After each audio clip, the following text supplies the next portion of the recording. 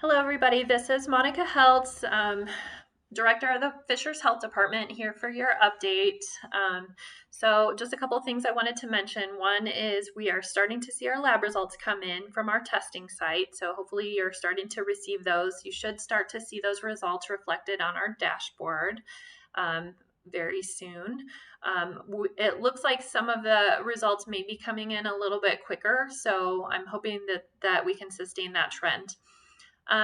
You may have questions about the mask mandate. The governor released his executive orders with his mask mandate. He released that on Friday, and that goes into effect on Monday, today.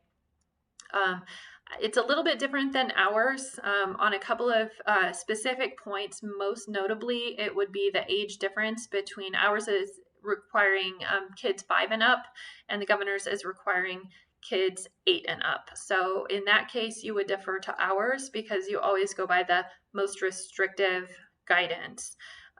So we'll be updating some of our FAQs, some of the other kind of interpretations of our mask mandate. We're going to update some of that and try to, where we can, where we haven't explicitly said otherwise, we're going to try to maybe make some of our recommendations a little bit more in line with the governor's orders. And we've been trying to avoid those recommendations once we knew he was coming out with his, so that we could be kind of lining up with him where we're able to and where it's prudent for our community. Another word about another executive order that he had out last week, well, about a week and a half ago, Thursday. That was an update to the stage 4.5 back on track plan.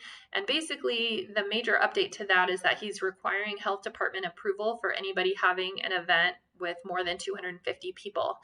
The only category of events that allow more than 250 are kind of special events, which would be like fairs, festivals, concerts in the park, movies in the park, stuff like that, where people aren't necessarily coming to socialize with massive amounts of other people, but rather they come in small family groups or small social groups, and then they kind of stay to themselves to listen to music or whatever. So for those of you who might be a little bit confused about how we can have concerts in the park and other events of that nature, that is very specifically spelled out in the governor's executive orders. But now they are requiring health department approval of the plan based on a number of specific categories. So we have a link on our website. If you are a planner of such an event, we have a link on our website where you can submit your plan. It'll walk you through it, and then we'll review that and get back with you.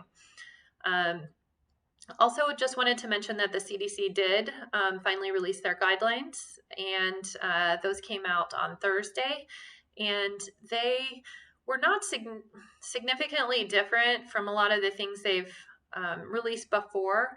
They did strongly advocate for kids being in school in person as much as possible, which is a statement that the American Academy of Pediatrics came out with a little bit earlier, maybe about a month ago. But both of those statements, the American Academy of Pediatrics updated their statement, and then the CDC School Guidelines included the statement in theirs that it still has to be considered the community's risk level.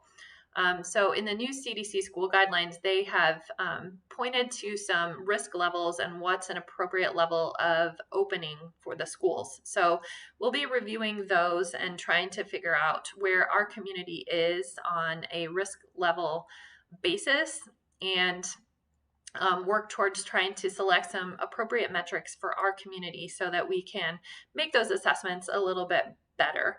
And those are the goals that we have going forward into the next week.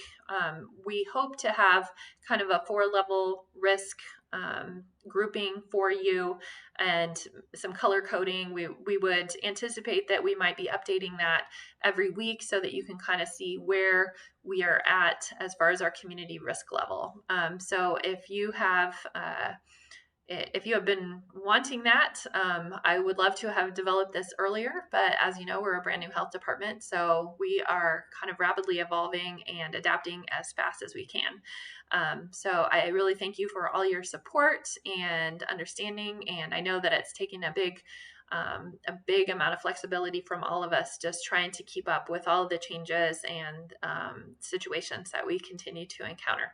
So this is your daily update, and we'll be back again tomorrow. Thanks for listening. Bye.